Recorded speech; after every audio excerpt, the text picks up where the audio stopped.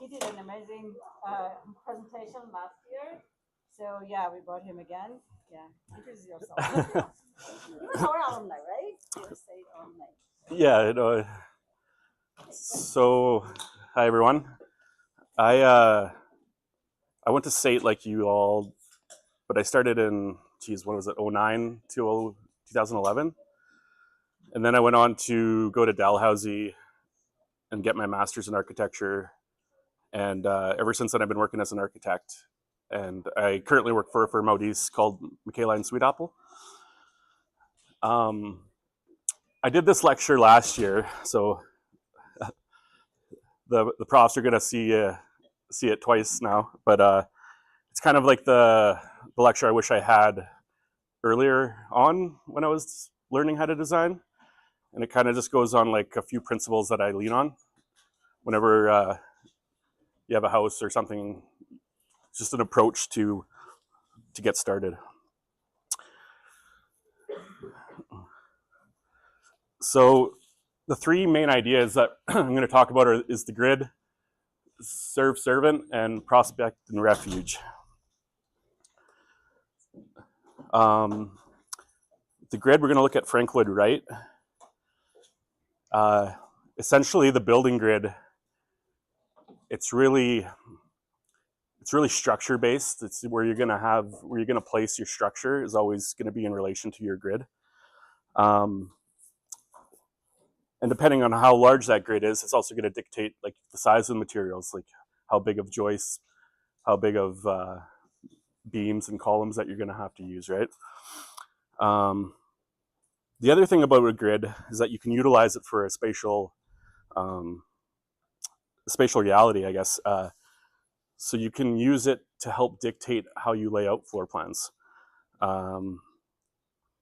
And then just a couple ideas on different types of grid. You could have like a tartan grid where it goes like major, minor, major, minor. Or you can have like a modular grid where it's exactly the same in each direction. Those are the two that we usually lean on. So does everyone know who Frank Lloyd Wright is? Yeah, getting there. Well, I really recommend. So Frank Lloyd Wright is very early in the modern era of architecture, especially for North America. He's kind of the godfather for like the open plan in architecture. From an early age, he's influenced by the kindergarten gifts, the Froebel kindergarten gifts, which I'll explain a little bit about. And he early on he worked for Louis Sullivan, who was like the inventor of the skyscraper in the eastern states. And so he would go on to develop the prairie style house, which used the tartan grid. And then he would dip his toe into the American systems built house for a short period of time, and which led to the Usonian houses. So these are just like different phases of his career that I'll kind of touch on. Oops. So one really cool thing, if you ever study Frank Lloyd Wright, is early childhood. His mom got him these little gifts from they're from a German school, but the guy's name was Froebel, and it's just like once you start to see these gifts and compare it to his designs, you'll realize that there's this really cool overlap of pattern making and systems that he utilizes from his early childhood. So there's strict rules that went with these. It taught kids the relationship between the whole and the relationship between a whole and a single part. And it got kids to explore notions of mathematics, geometry, architecture, engineering, and art. So you can start to see. So the top left there is gift 6, which you compare it to the Roby house, which is one of his most famous houses, Prairie House, and you start to see relationships between the gifts and some of his designs.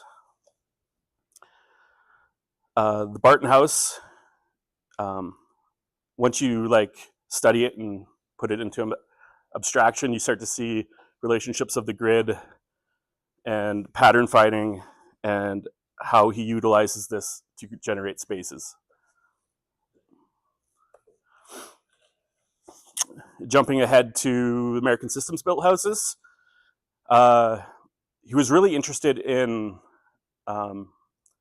bringing low-cost housing to the American people. And so he was inspired by Henry Ford and the assembly line and doing like, prefabricated as much as you could, bringing things to site ready to get built. And you got to remember in this time too, it's like there wasn't actually a standard system for wood construction quite yet. The mills were kind of milling wood at whatever was required. There wasn't an industry standard yet. And also during this time, he was doing trips to Tokyo for the hotel that he got commissioned for. So that also influenced his relationship to this idea of a spatial grid. So one of the first houses, this American System built houses, that you start to really see how he utilizes the grid in here. He talks about in one of his essays, he utilizes, because there was different models to all these system built houses. You could choose model A, B, C, D, etc. And I can't remember which one this one was. This is model D, where he really explored the 2-foot grid and utilizing that to make things easier for contractors, and even because these guys were drawing by hand at the time too, so it's made things easier to create floor plans and generate your drawings for the contractor. It was, and part of it was to eliminate the architect from going to site, because there was just like inherent knowledge in utilizing this grid. But this project fails due to World War I and economic instability around it, and he kind of puts it on the shelf. And then in 1936, he gets commissioned for a house called the Jacobs House, where he starts to look at this again and finding the solution for the small house problem. Part of what he does is he strips the house down. There's no attics, no basements, no porches. He utilizes the planning grid. It simplifies it both for the architects and the builder. It's a modular grid system. And he ended up developing kind of what people look back and look at it as 5 different types of grids. We're just going to kind of look at 2 of them, I think, or maybe one. But yeah, it was just the idea where, you take advantage of the prefabrication, the repetition of details and materials, and yeah, it's designed to be adaptive. So the Jacobs House in 1936 ends up looking like this. So this is a polywog version of the plan. So essentially it's a plan in an L. So I'm not sure if you can see the mouse, but there's the private wing and then the public wing. And this house uses a 2-foot by 4-foot grid. And, this helps establish, door openings. It's in relationship to the board and batten walls that he's using. And it helps dictate, the size of your hallways, the size of your kitchen, everything. So there you can see it amplified. And also the idea too is like if down the road you want to add another room on, you just kind of extend that grid out and it becomes this this adaptable language. So you also start to see the grid in, it's not just in a plan, but it's also in the facade as well. This vertical grid, and it's the same. It's a 2 by 4, or sorry, no. I'm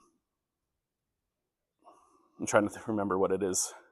I think it's 13 inches for this vertical grid, and that's just based on the use of materials. So the materials that he's using is driving the size of the grid. So you start to see that, all those windows line up exactly on the grid. The doors, the roof lines, they're all lining up on the grid.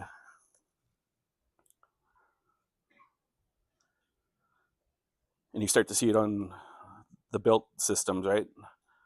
The garden beds is two levels up. And on the inside, you can see the grid also is etched into, I don't know if there's going to be another picture. Yeah, this grid is also etched into the concrete floor. So it actually becomes part of the language of the house itself in more overt ways. You can see those lines are lining up with the windows, the vertical grid with the clear stories.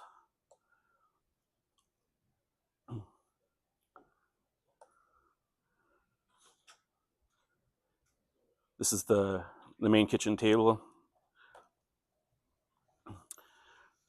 So now we'll look at the Schwartz house, which again, it's another Usonian house. What year was it? Just 3 years later. But this has a grid of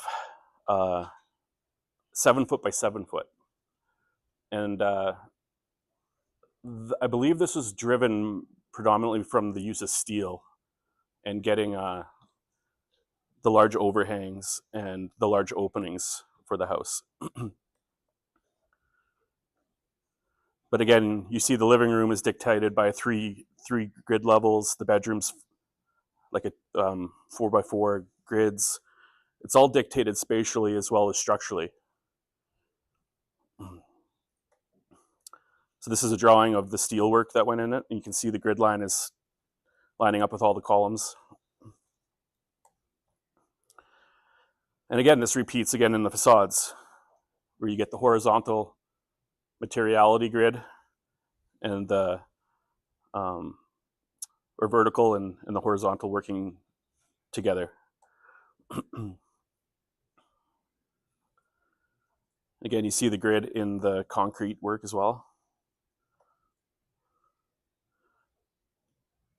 It's a pretty beautiful house.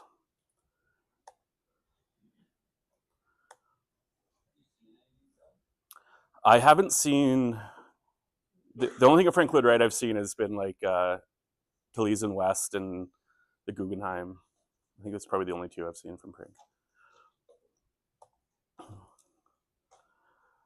I had a friend that just went and saw the Roby house, which was part of that Froebel little part, and he said it was the nicest house he's ever seen. And he's an architect with Leckie Architects in Vancouver, so it's pretty high praise.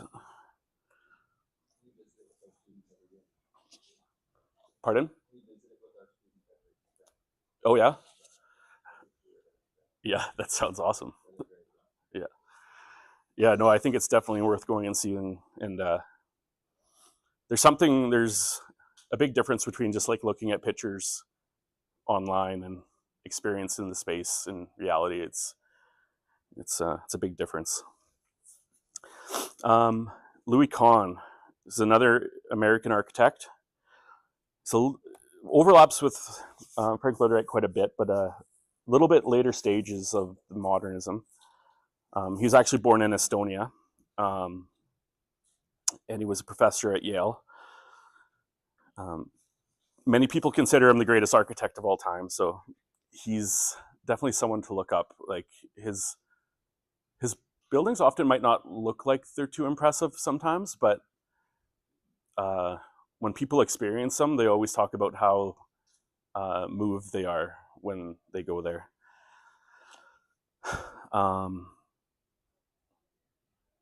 So he rejected the early modernist ideas of a free or universal spaces. While other architects were seeking to differentiate between private and public, which is also a useful tool to do. I'm sure you guys are talking about that. He began to distinguish spaces, particularly in a home, well, in all buildings, as served and servant. So served spaces of a building, the spaces for a building's defining activities. And then servant spaces are spaces that have utility functions. So it's a tool to organize your program within a building. So I picked out 2 projects from him. The Esherick House, 1959. It looks pretty simple on the inside, but here's a plan of it, and it's very diagrammatically showing serve spaces. So your living room, your dining room, and your servant spaces, your kitchen, your washrooms, your circulation space. So he's very deliberate in organizing these. And then upstairs, he mirrors what's going on below. So the bedroom, and then on the right side, it's a 2-story space, so there's no floor there, but the dressing room and his ensuite, it's all servant spaces, and then his bedroom and below. So you start to see the clarity of his thinking when he's looking at a building and organizing the program. There's a picture of circulation space in the middle. And even on the facade, you can start to make out how he's differentiating these spaces, where the larger windows and the jut outs, they're different programmatically, right? He's using this language to help design his facades. And this is the front entrance. It's the same story. The entry in is pushed back a little bit, and then the windows only go as far as the spaces dictate.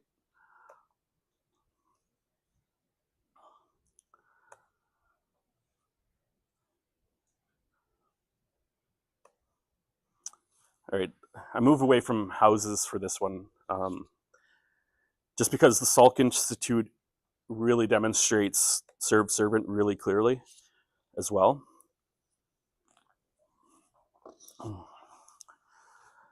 So this is in California. Do you remember where this is exactly, Paul? I can't remember. It's San Diego, I want to say. Essentially, it's a science kind of laboratory for university, and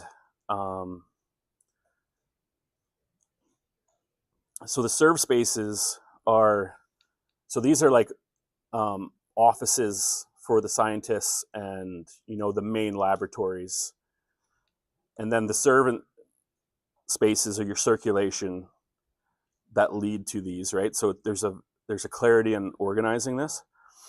But what really makes this project special is that he does this in section as well. So this is kind of a rough section of the building. So the yellow is the offices that we talked about 2 slides before or whatever, and then the main laboratory spaces. And then these are compressed servant spaces. So this is like all the mechanical equipment that is required for all these labs, which is very heavy load. And so he's dividing these spaces in section as well.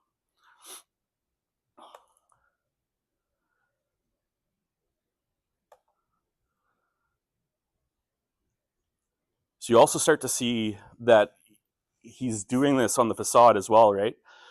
So anytime there's the teak wood that's softening the facade, that's where the offices are. Everything that's like hard concrete, those are the servant spaces. Those are the corridors that you need less of the natural light. Where there's glazing, it's probably going to be serve spaces.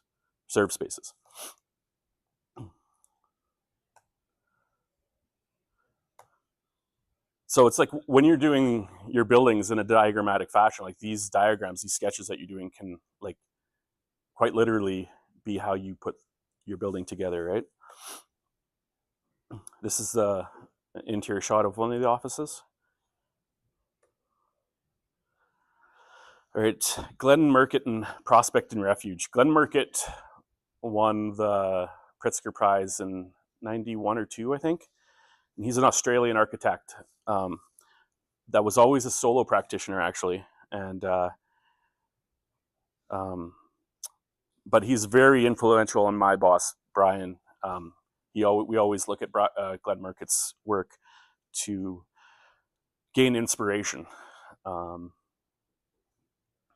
So he actually grew up in Papua New Guinea for the first 5 years of his life, and it really influenced his relationship with nature. He ended up coming up with this motto: to touch the earth lightly. So he's really big on highly sensitive landscape, designing to the landscape and climate. His designs are often highly economical and multifunctional. Oh, sorry, 2002 is the Pritzker. A little bit off there. Integrating nature as a part of our daily experience should often be the goal when we're thinking about housing. A quote from him: "The important thing is to start thinking about prospect and refuge in architecture. The ability to look out for prospect, not quite sure how far you can see or what lies beyond. Prospect is part of the unknown. Associated with the unknown is the importance of refuge, to take refuge. To be able to sit and have your back into a corner, to be able to look out into the landscape." So it's all about experience the landscape and designing to the place that you're in. So prospect, to be able to see who's approaching, looking out to the vistas for opportunities. Refuge, safety, warmth, shelter from the elements and danger. So these are very like archetypical ideas. Like this is inspired from early humans, cave dwellings, taking refuge, being by a fire, being able to look out, being safe, looking for hunting opportunities, It's all fundamental. So the Simpson Lee House, 1988.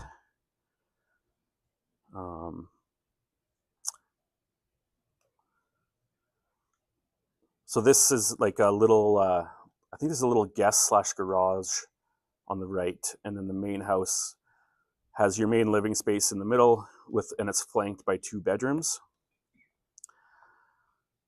So doing diagrams for prospect refuge is a little tricky. It's not like this pure thing that I'm going to show you, so take it with a grain of salt, because you're going to have windows in a bedroom, right? But you do want to be more enclosed than a living room per se, right? So your big views are going to be in your living room.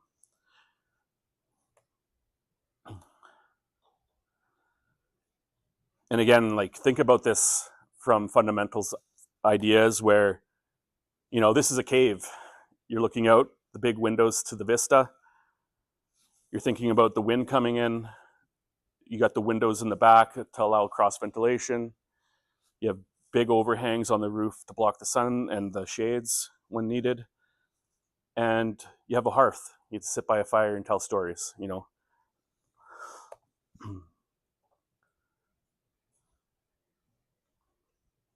So these windows open right up, and then so you have the ability to open these huge windows right up and let the fresh air in, or close it off with these big industrial blinds. Kind of in addition to the story too, the house is built in the Blue Mountains in Australia, and it's a traditional path for Aboriginal people that would come down the mountain. So this idea of, he kept that pathway kind of through the house as part of his design. So it's this clear idea of like this dialogue with the mountain that, has roots in millennia of people living off of it.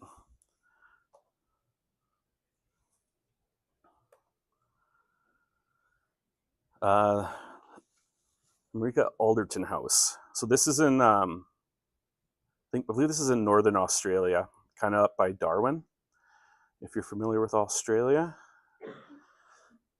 And this is a house for an Aboriginal community that he designed It's all prefabricated. So everything was built in Sydney, shipped up to Northern Australia, and assembled on site.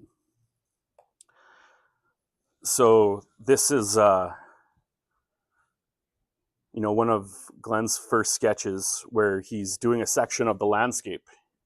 It's the relationship to the ocean, where the fresh water is, the site, the road, and he's just like picking up information that will then bleed into his design. So he starts drawing sections, and a lot of this information is put into here, right? Ideas of the wind coming in, the sun angles at different times of the year, and he's designing to these elements so people can take refuge in it. And it's a very simple building. It's very simple. It's bedrooms and a living room. You could argue that this is just a diagram for private, public, but the larger views are going to come in the public areas. So he's sketching out ideas of what that can look like. So the facade is all, you can open it and let the air in, because it's extremely hot in Northern Australia. This is a great photo. You have the kind of the lantern wall that breathes a little bit, and you can still look out. You got the doors open for the wind to come in. And you got the views to the sea.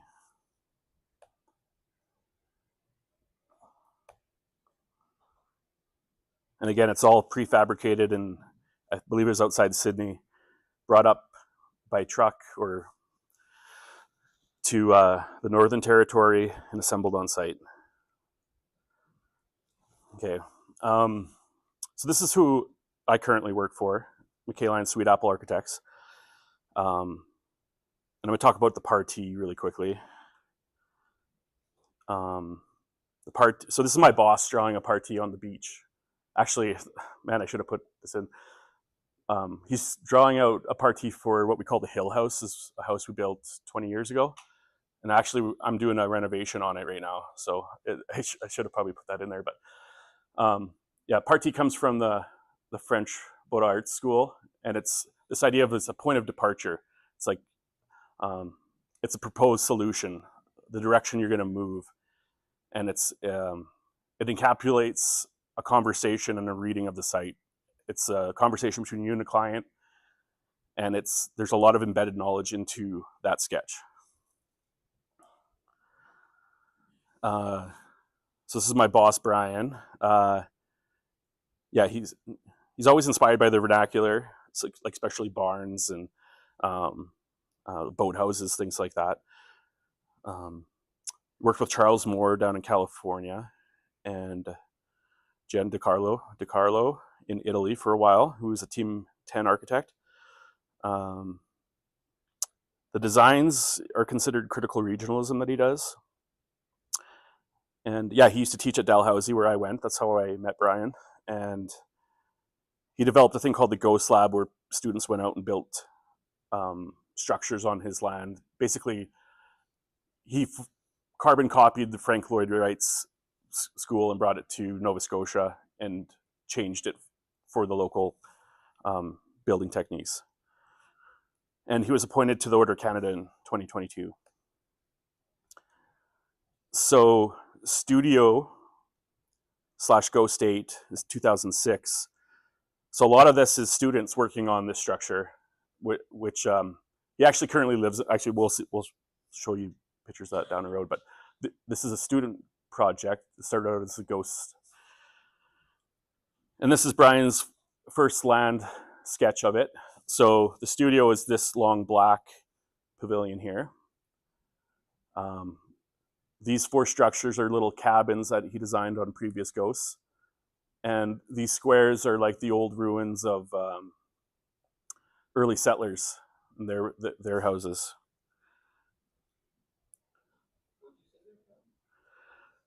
these little squares here, they're actually old foundations from like, oh gee, I'm probably going to get these dates wrong, but like 15 or 1600 houses that no longer exist. So he's actually preserved them, and I don't know if there'll be a picture of it, but he calls the one on the top here Sky Room, and he's got a barbecue down there and steps that you can go into it now, and it's like a little party sunken area. It's really cool.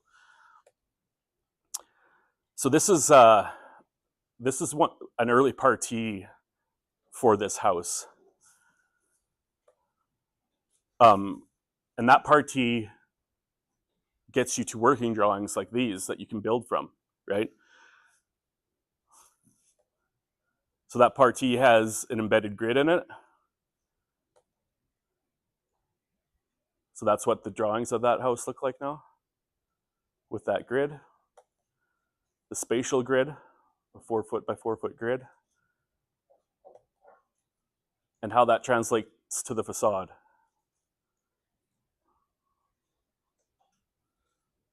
There's servant embedded in that party. So that whole, the shiplap is all the servant spaces condensed into that big core. And there's Prospect Refuge embedded into this. Oh yeah, no, it's because he's inspired by all three of those gentlemen that we talked about. It's definitely a huge influence from Frank Lloyd Wright. Louis Kahn's super important, and Glenn Murcutt. He actually taught at Harvard at the same time as Glenn Murcutt, so he's actually a personal friend with Glenn, which is weird when you're sitting in the office and he just calls Glenn Murcutt up, and it's like it's pretty cool. But again, it's the idea of being able to look out. You sit by the fire. And then from 2021, 2024, they did an extension, which I actually helped work on this. So we essentially doubled the size of the wedge. So you can see where that new material starts and stops on the facade.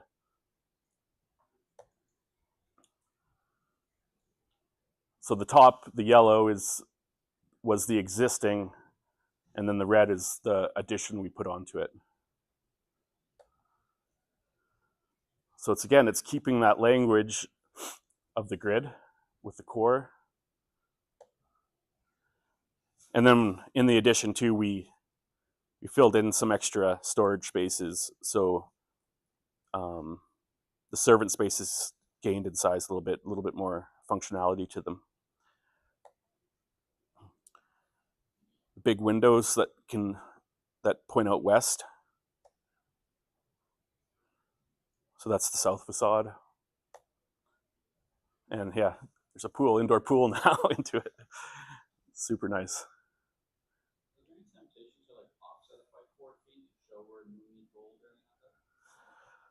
Well,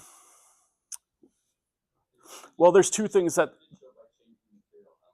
Yeah, and there's also this black box too now that kind of indicates where those servant spaces are. Yeah, no, it's this is what we would call a monolithic design, where it's like it needs to be really true to that form. So that would kind of so even to backpedal on that story too is Louis Kahn would often say, I'm probably going to screw this quote up, but I can't remember. A building should have 2-3 materials at max, and one of them is glass. So it's like the fewer amount of materials you use on the outside, the better your design is going to be.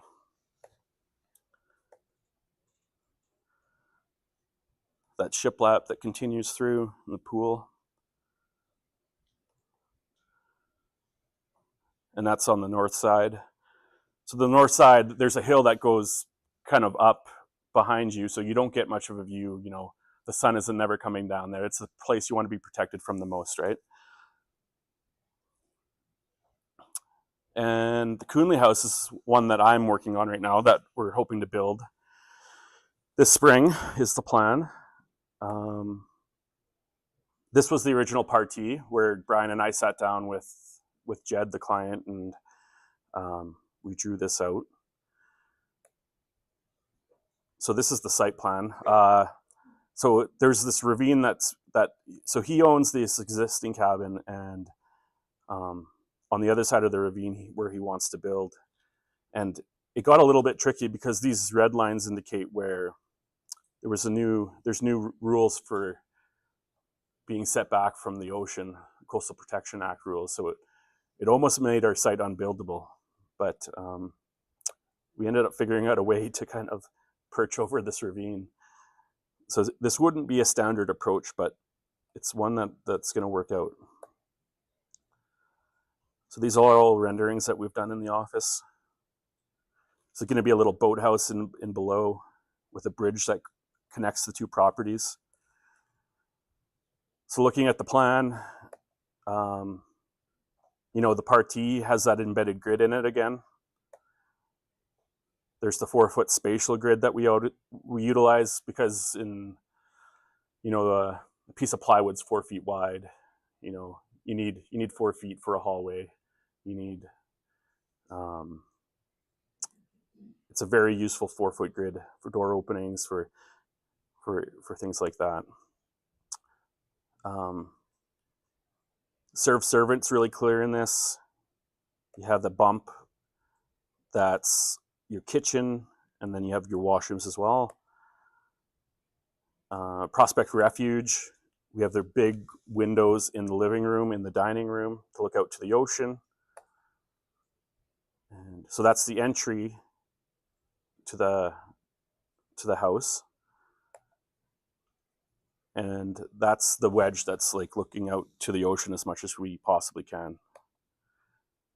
You see all the glass for Prospect all the way around.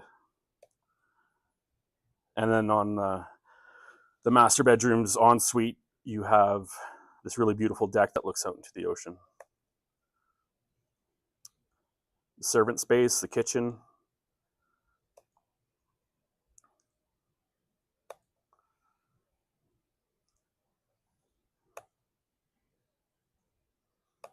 Yeah, that's all I got.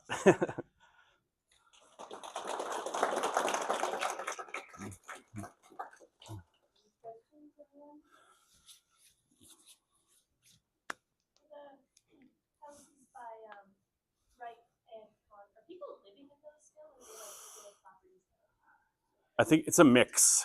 Some of them are definitely places you can go visit. Like Roby House is I think it's owned by the university there or something like that, or there's a foundation that owns it that you can take tours in. I want to say the Schwartz House is, you have to look it up because there's lots of them, right? Like I think Frank Lloyd Wright did 300 houses or something. If you can visit them or if there are people still living in them. And I think it's a mix. Yeah.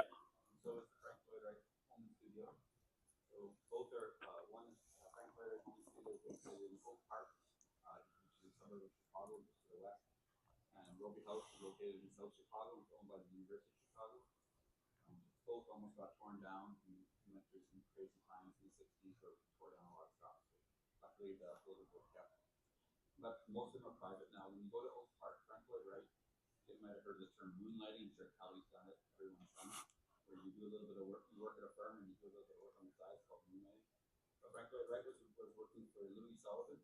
He started moonlighting on the side of Louis Sullivan, saw all these beautiful little houses going up 2 blocks away from his office. He's like, who's doing those? And it was Frank Lloyd Wright as about 21-year-old. He did about 20 houses in Oak Park. You can go walk and see them. You see what he designed when he was 21 years old. But they are houses that people know that Frank Lloyd Wright houses. Yeah, people buy them like they're art now. They're it's a thing.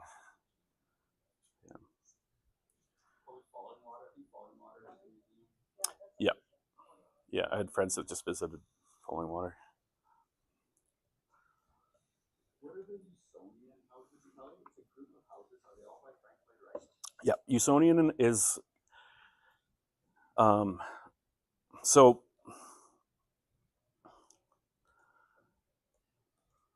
back far, we got to go here.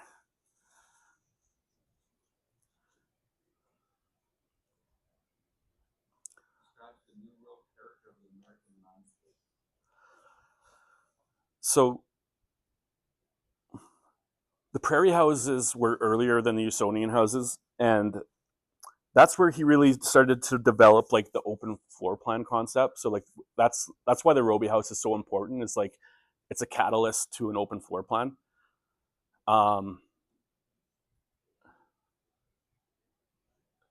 What's important about Usonian houses is, so the Roby house, I believe, was done for $50,000 in 1908, and then the Jacobs house 30 years later was done for $5,000, so 10 times less.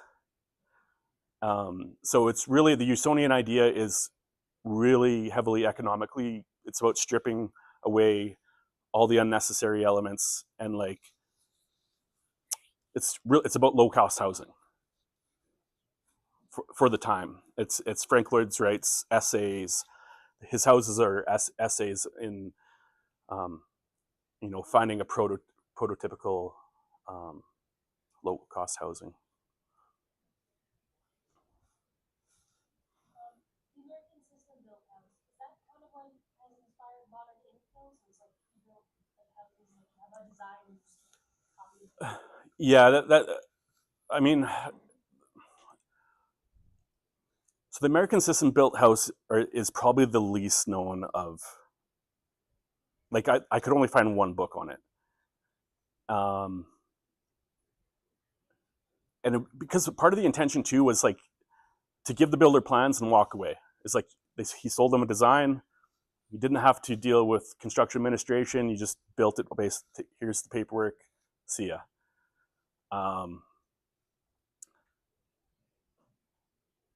The problem is, like, he was partnered with a manufacturing company. So in addition to the turmoil of the economic system post-war, they also had problems with them paying Frank Lloyd Wright, and their relationship soured really quickly. And basically, both parties just walked away from each other at some point. But what's important about it is like he's really just trying. It's like one of his first steps to really try that low cost prefabrication ideas in housing. Yeah. Okay.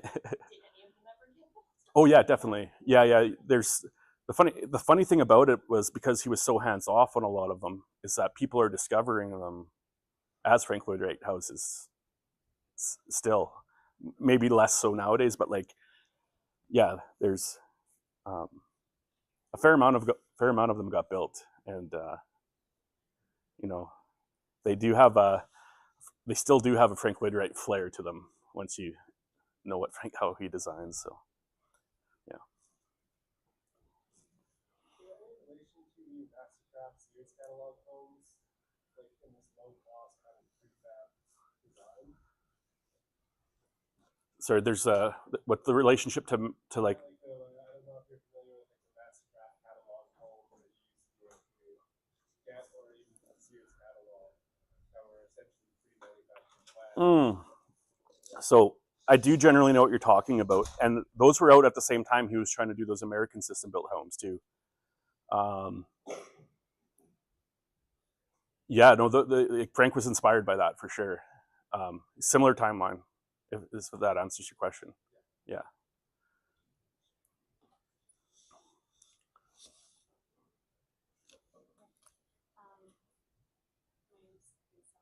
Okay. I wrote this down so bear with me. I've heard quite a lot of criticism of Frank Lloyd Wright's design, specifically the chronic and substantially insufficient water drainage on his flat roofs, as well as a lack of or complete disregard for proper insulation. Are you aware of any like renovations that have been done to the homes that he's built?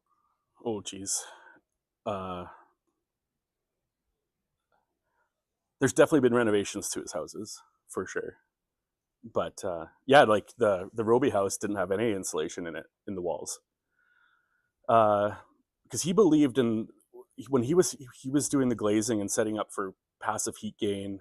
The floors had in-floor heating in it, and with the Jacobs house, it was thought to be successful, at least from what I've heard.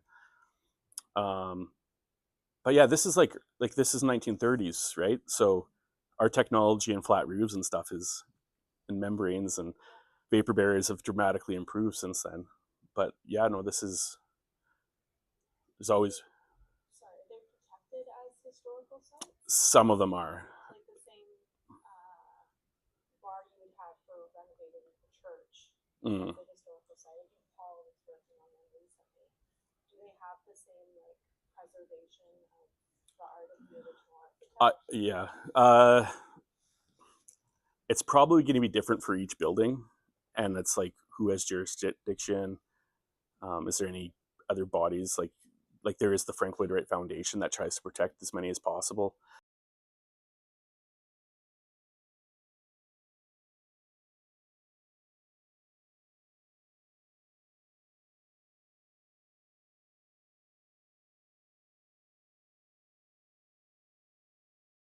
grab moments and add on to it. But they But do, anybody like can do an those addition are- onto a Frank Lloyd Wright house. they It's like actually interesting that Kelly or you one day design something and send it to me and do it however you want to. You don't do it to a piece of art, or you don't do it to a sculpture, right? The sculpture you have on campus at Sait, you don't go add on to it and change it if you feel like changing. So architecture is an interesting thing that way. Quite Well- often you don't want historical status because you can't change anything. Well, You need to change the stucco, you need to change Yeah. something.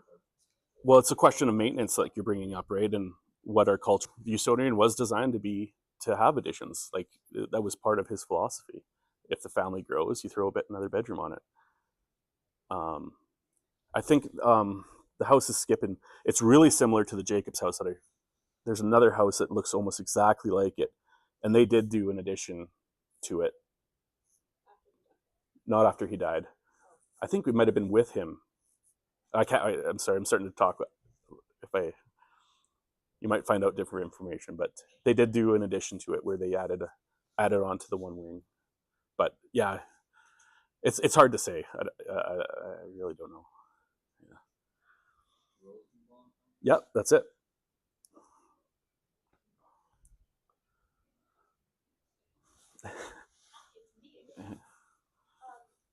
Do you know the last house like that would have been built not by him but with his designs? Like did it continue after his death because he made the designs so easy to or did it kind of like sputter when he died? Are you specifically talking about like? Just in general, like if he had like ongoing No, I don't think that's how it works with intellectual property in architects. And then, like, although he was trying to work the American Systems Built House to be that, and for him just to get paid for people buying plans, at the end of the day, that relationship and that company fell through, right? So it just stopped happening. But yeah, if that answers your question. Yeah.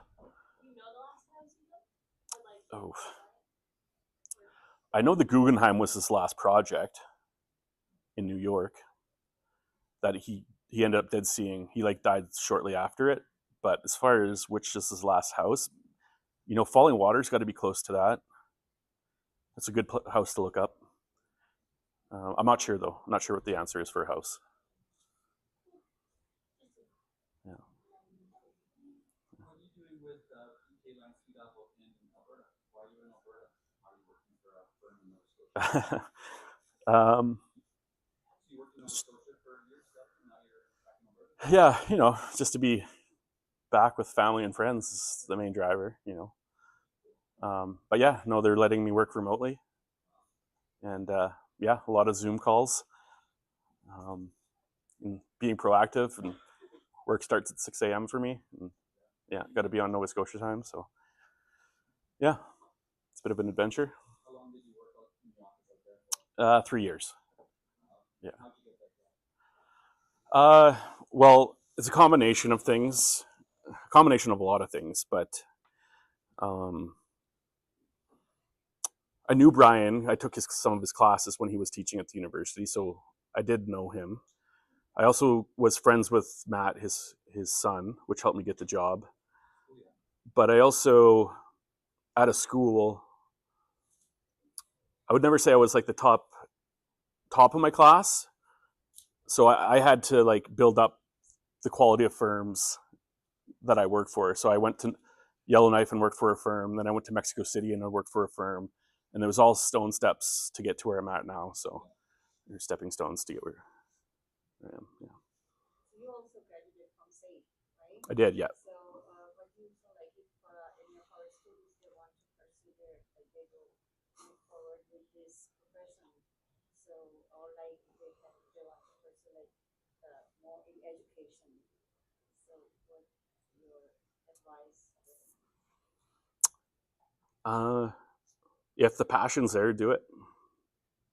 If the passion's not there, don't do it. It's a lot of screen time. It's like this kind of presentations. It's really romanticized the profession.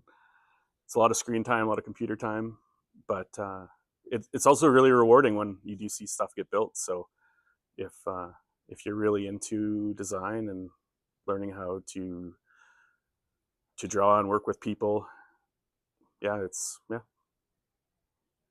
gotta love it. That's for sure.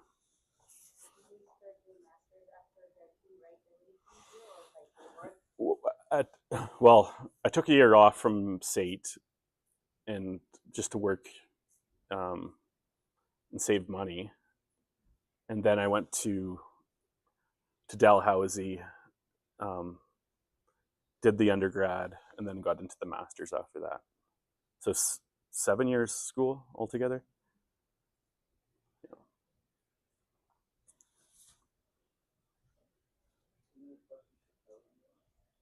Do you have any books or references that you would recommend about? There's 1,000 of them, man. I would. It has to start with your interest of what you are into. Like, if you're like, these guys are great places to start. They all have tons of books on their work. But if you're interested in like, oh man, you're gonna make me forget who I'm.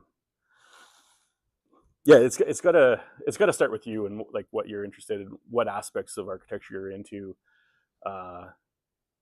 If you're into like the big fancy crazy shape stuff, you might look up Zaha or Frank Gehry or something.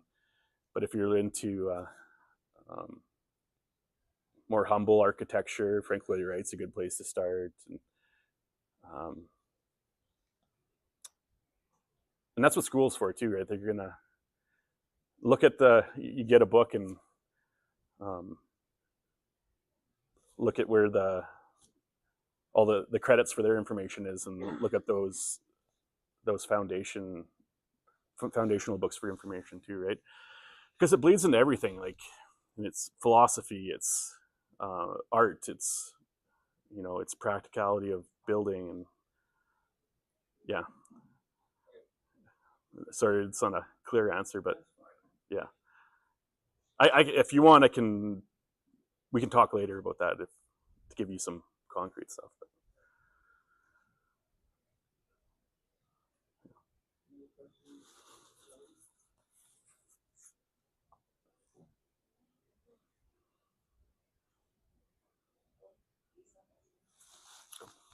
If you were looking at the portfolios of every person in this room, Yeah. what would make them stand out? Like, what qualities are you looking for in an architectural technologist? For people at Sait,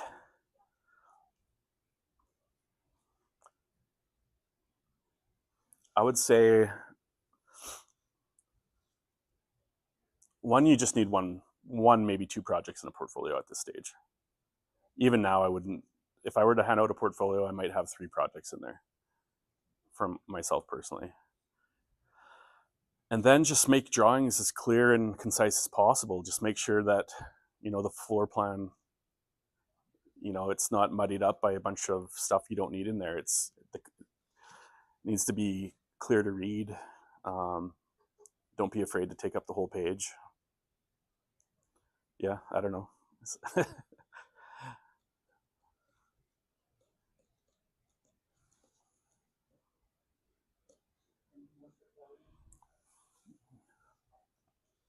you think plays the biggest role in some of these legends that are old enough to earn a pension to stay timeless, to look like they could be built yesterday?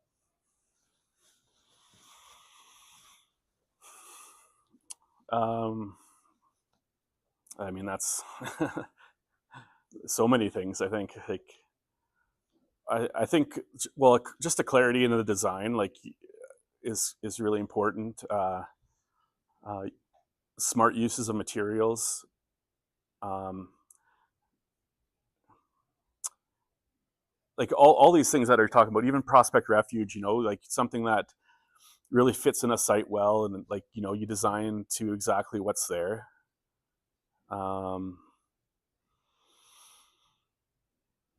Yeah, yeah. There could be 1,000 things that make that. Yeah, of a lot of things. Yeah. Like a strong philosophy also, like concept or Mm-hmm. that's what drives me. How do people in Brian's office come up with the initial concept or idea or party? And does Brian come up with it, or is it a team effort? Or 2 to 3 people. oh yeah, Yeah, talking. it's. I would say it's almost exclusively Brian, actually, and then Talbot does do some, and Shane, one of the other partners, probably does a little bit as well. But Brian works on every project in the office. Yeah, yeah, he touches every project to make sure the standards of the firm are met. Yeah, because even out of school, like a sketch like I showed for it was just Brian, myself, and the client for sitting around a table for this sketch. And in all honesty, there's 40 years of knowledge put into that sketch. Like I would, coming out of masters, I probably couldn't do that sketch. So, there's when Brian's drawing that, there's, I don't know what the number is, so don't quote me, but like, he's done, he's definitely drawn over 1,000 houses. And like, not all of them are built, but like a lot of them are. And there's just so much embedded knowledge into something like that. It's actually one of the hardest things in architecture, I think, is having an idea or a concept or a party. And we don't stress it as much here as you get in the upper years. Like, it's not stressed at all. In third semester, it's actually probably the opposite of stressed. It's probably pushed aside. But it is important, and it's important to understand, as a technologist especially, that you might work for Brian one day, and you need to understand the concept that he's trying to achieve. So you just don't go drafting anything you want. You have to always understand the underlying idea of what the project and he are trying to achieve. Mm-hmm. If you don't understand the party, then you're just sort of drafting. But if you do understand that, then everything, that is the DNA of the project, right? So everything in that drawing sort of always needs to be thought of as you're moving forward with the project. Why is the roof overhang this, or why is it that slope, and why is it this proportion? Like all those different things are all important to trying to so having that really, really helps. It actually answers a ton of your questions as you continue to move forward. It's like your answer key for lots of different things. But if you want to be the person that is able to draw that, you don't just do that cold. Like, you have to draw every day for 40 years to get there. Yeah. Like, you can't just do that your first time out. It's repetition is so important. And sometimes you can post-rationalize it. Sometimes you can sort of design something and accomplish something, and by the end you're like, hey, this actually does this. And you don't want to do it at the end, but your party changes as you continue on this project. This party probably evolved as the project evolves. But it's really nice if you can have an idea or a concept. And I shared with all of you Justin Beelands, who did the house for his mom who got a concussion, and he had sort of just 2 parts of his house. One was quiet and dark, and there was for the family, and that was for her. So right from the start, he had a concept, and then that concept just inspired everything as he moved forward. It's really hard. Do your best to try and have something so you have something to focusing on a little bit. Mhm. And it makes it so much more enjoyable now that there's something that you're like, there's a goal and there's a reason. My best parties, I probably didn't draw them. Someone else probably drew them for me. So sometimes it's hard, but I remember a couple times being in grad school where I had the words, and then my advisor just sat there and just sort of drew my words, which mean like this, and I'm like, it's okay to not draw your own partie. It's okay. Sometimes it's really hard to do that. Yeah, trying to put a concept into a sketch is difficult. But sometimes someone else just needs to listen to the words out of your mouth. And I remember for my thesis, I wasn't even looking, and he just drew it. And he's like that. I'm like, oh my god, that's it. And another really strong project I did had this other concept about house for twins, and my TA just sketched like 4 lines and goes, doing like this. I'm like, oh my god, that's it. So it's okay. It's still your idea. It's just sometimes you just need a little bit of help. It's hard to do in a silo or in a vacuum. It's really hard to do. You need conversations and help. And